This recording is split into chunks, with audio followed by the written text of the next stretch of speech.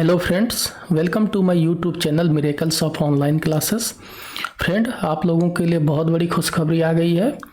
RPF new vacancy 2024 का official notification जारी हो गया है और इसमें कुल पद फ्रेंड 4660 पद, कुल 4660 पद आए हुए हैं, जिसमें कांस्टेबल के लिए 4208 पद हैं जैसा आप स्क्रीन पे देख सकते हैं, और आरपीएफ एसआई के लिए यानी सब इंस्पेक्टर के लिए 452 पद आया हुआ है।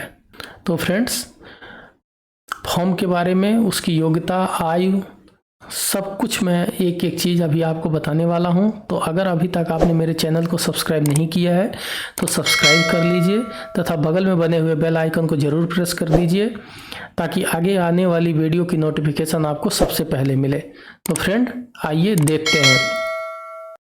ये देखिए friend, government of India ministry of railway का जो है ये ऑफिशियल नोटिफिकेशन है, जिसका फ़ोटो मैंने यहाँ पे लगाया है, लेकिन ये बहुत ही छोटा छोटा लिखा हुआ है सब कुछ, सारी चीज़ें, तो आपको स्क्रीन पे ज़्यादा क्लियर नहीं होगा, इसलिए मैंने इसको जो है अलग से पूरा डिटेल इसका बनाया हुआ है। तो आइए डिटेल में देखते हैं इसको अच्छे से।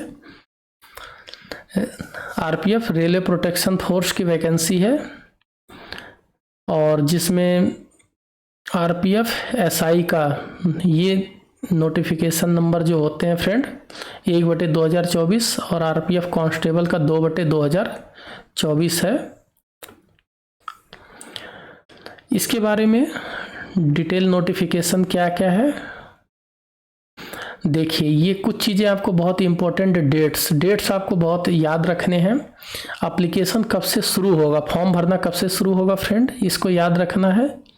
15 अप्रैल से 15/4/2024 से एप्लीकेशन फॉर्म आ जाएगा और इसका लास्ट डेट बहुत ध्यान रखना होता है, इसीलिए मैंने इसको रेड में कर दिया है फ्रेंड, क्योंकि लास्ट डेट नहीं भूलना चाहिए।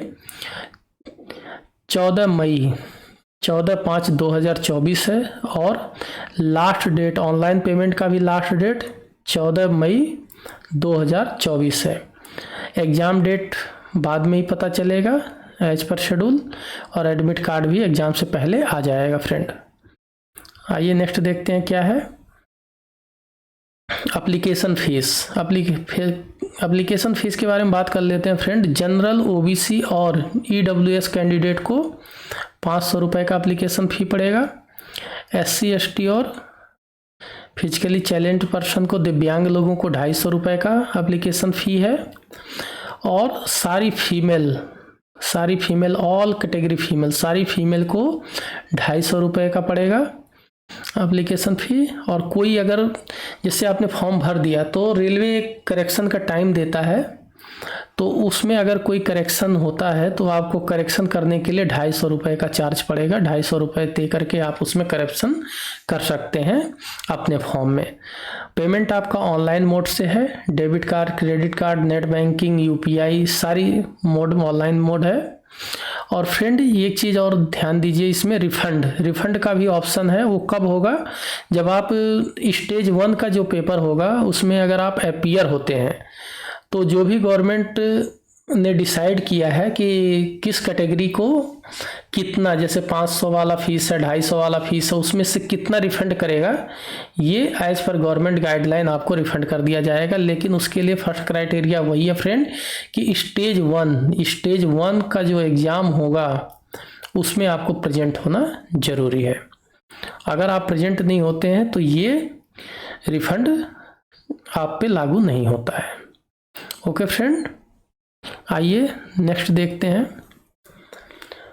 एज लिमिट, ये बहुत इंपॉर्टेंट चीज़ है फ्रेंड। एज लिमिट 1/7/2024, ये देखिए फ्रेंड, 1/7/2024 को आरपीएफ कांस्टेबल की जो वैकेंसी है उसमें एज लिमिट कितनी होनी चाहिए, 18 से 28 साल।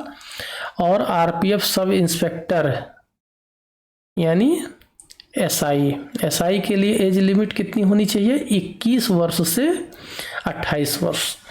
तो कांस्टेबल के लिए 18 से 28 साल और सब इंस्पेक्टर के लिए 21 से 28 साल। ओके फ्रेंड, एज रिलैक्सेशन भी है। एज रिलैक्सेशन उसमें नोटिफिकेशन में लिखा हुआ कि 3 साल का एज रिलैक्सेशन दिया जाएगा, 3 साल का 3 इयर्स। वो क्यों दिया जाएगा?